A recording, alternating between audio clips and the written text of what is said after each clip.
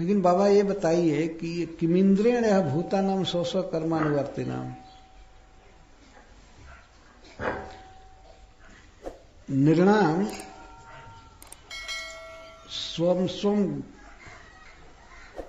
अतः कर्मण एवं फल सिद्धे तत्पारतंत्रे च अजागलस्तन तुल्यत्वात् न देवतया कृतमित्या। भगवान कहते हैं कि कर्म ही फल देता है, कर्म के अधीन रहने वाला ईश्वर उसमें क्या करेगा। अजागलस्तन तुल्यत्वात् न देवतया कृतमित्या। अजागलस्तन न्याय है।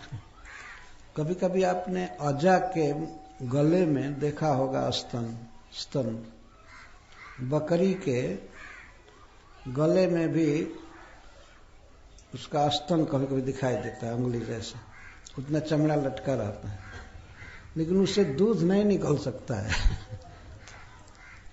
देखे हैं आप लोग? जो ये देखे हैं समझ सकते हैं। बकरी का एक स्तन नीचे रहता है जिसमें से दूध निकलता है, और दूसरा स्तन जैसा ही देखने में लगता है, उसके गला में इधर रहता है, तो उसे दूध नहीं निकल सकता है। तो इंद्र तो गला स्तन के अनुसार केवल दिखाने के लिए है। जब जीव कर्म करेगा तो कर्म उसको फल देगा ही, इसमें बीच में अगर इंद्र फल दे, ईश्वर फल दे, तो वो कर्म का दास हुआ है ना, कर्म के अधीन हुआ, क्योंकि कर्म के अनुसार फल दे रहा है। स्वतंत्र अपनी इच्छा से फल देता है, तो किसी को नहीं दे दिया जाता तो मान लिया जाता है ईश्वर। नृणाम स्वस्व भाव विहितम स्वम स्वम स्वभाव विहितम कर्म अन्यथा कर्तुम अनिशेन इंद्रेण इह कर्मानुवर्तिनाम भूतानाम किम। इस प्रकार से इसका है।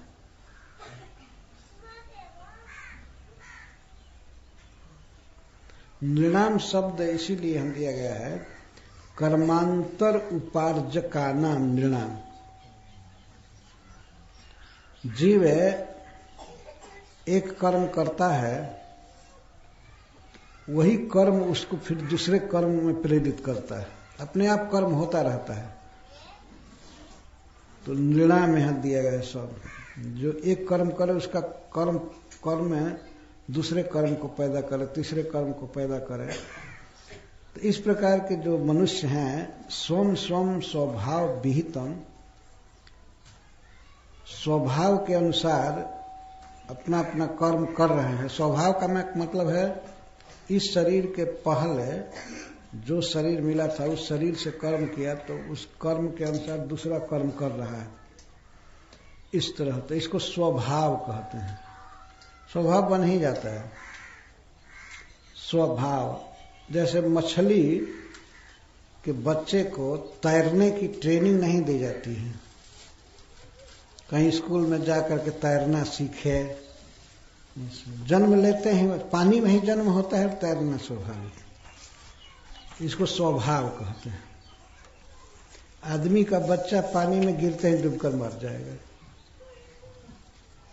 और मछली का जन्म ही पानी में होता है, और पानी में जन्म लेते ही बंदर का बच्चा गर्भ से बाहर निकलते ही शाखाओं पर चलने लगता है वृक्ष के। आदमी यदि ऐसा करे, बच्चे को टांगा जाए तो गिर करके तुरंत समाप्त हो जाएगा। इसको स्वभाव कहते हैं। नीम का वृक्ष है, इसका पत्ता खाए तो तीता लगेगा, इसका ये स्वभाव है। पूर्व कर्मों के अनुसार स्वभाव बना, और स्वभाव के अनुसार कर्म होता है, तो इसको स्वभाव विहित कहते हैं। वेद विहित नहीं, शास्त्र विहित भगवान नहीं कह रहे हैं, स्वभाव विहित।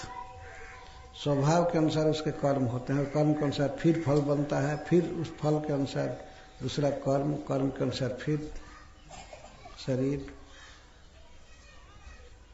तो इस संसार में जितने भी मनुष्य हैं या जीव हैं, सभी अपने अपने स्वभाव से विहित कर्म कर रहे हैं। उनके स्वभाव विहित कर्म को अन्यथा कर्तुम अनिसेन, दूसरा कर दे, उसको बदल दे स्वभाव को और कर्म को, और कर्म के अनुसार फल को बदल दे, यह सामर्थ्य इंद्र में नहीं है, अनीश है वे। अन्यथा कर्तुम, यदि किसी को महारोग होने वाला है तो इंद्र उसको अन्यथा नहीं कर सकते, किसी को कुछ मिलने वाला है तो छीन नहीं सकते।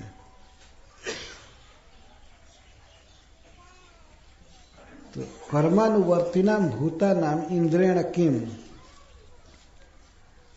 प्राक्तन कर्मानुसारेण सुख दुखम भुंजानानाम, प्राचीन कर्म के अनुसार जीव सभी सुख या दुख भोग रहे हैं, तो इन सुख दुख भोगने वाले जीवों को इंद्र से क्या क्या फायदा है, क्या तात्पर्य, इंद्र इसमें बीच में क्या करते हैं। न किमपि फलम कर्मण एवं तत्त भोग कारणत्वात्, जीव के सुख दुख के भोग का कारण कर्म है। हरिबोल चंद्रिका, इतना प्रकाश फैलाने लगे।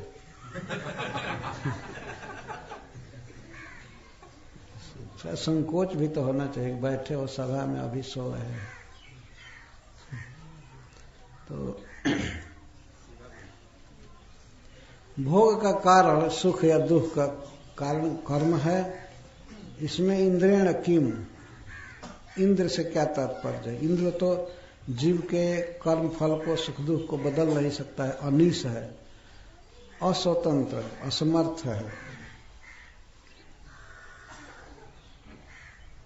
जीव प्रकृति के गुणों के अनुसार कर्म करता रहता है, उसका स्वभाव ऐसा बना है, उसके अनुसार कर रहा है।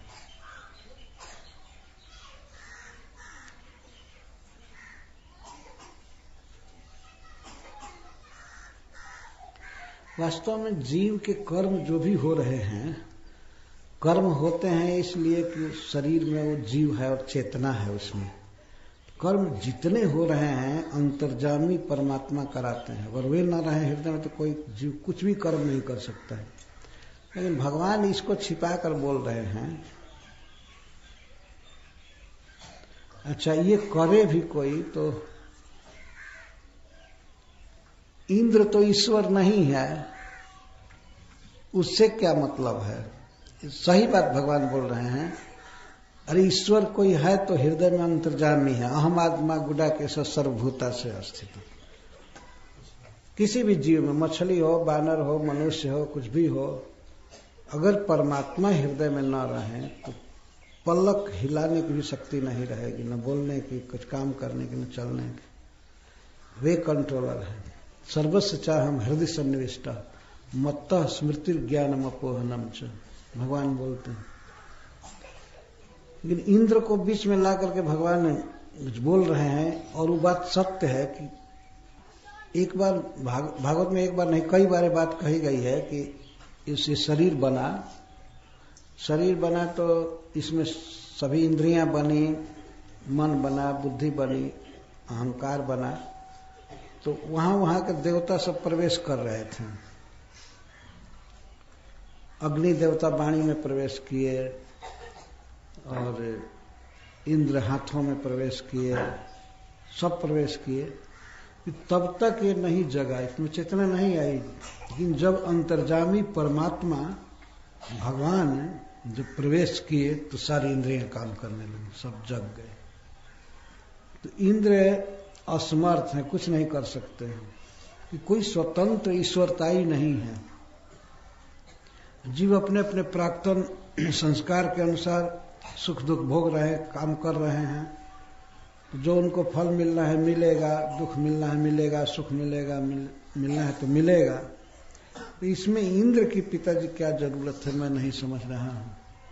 इसका अर्थ है कि आप लोग जो इंद्र की पूजा कर रहे हैं ये बेकार सारा धन लगा रहे हैं, अन्न बर्बाद कर रहे हैं, अपना टाइम भी बर्बाद कर रहे हैं। इस तरह से हाव बहुत घबराहट में है, ये बेकार है हमारे समाज से।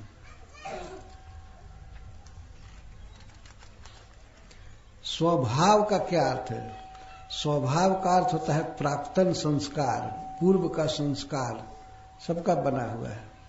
पूर्व के संस्कार के अनुसार ही चल रहा है जीव। जैसे मान लीजिए आज रात में हम सभी सो जाएंगे, तो जगेंगे तो ऐसा नहीं है कि सब संस्कृत बोलने लगेंगे। जो पहले दिन बोलते थे वही भाषा बोलेंगे जगने पर। जो अंग्रेजी केवल जानते हैं वो अंग्रेजी ही बोलेंगे, जो हिंदी बोलते हैं हिंदी बोलेंगे। इसको पूर्व का संस्कार कहते हैं। ऐसा नहीं कि सो जाने से वो भूल जाएगा या शरीर बदल देने से वो संस्कार चला जाएगा। संस्कार के अनुसार स्वभाव होता है, स्वभाव के अनुसार कर्म होता है, कर्म के अनुसार फल होता है। इसमें इंद्र की क्या जरूरत है? क्या इंद्र स्वभाव बदल देगा किसी का?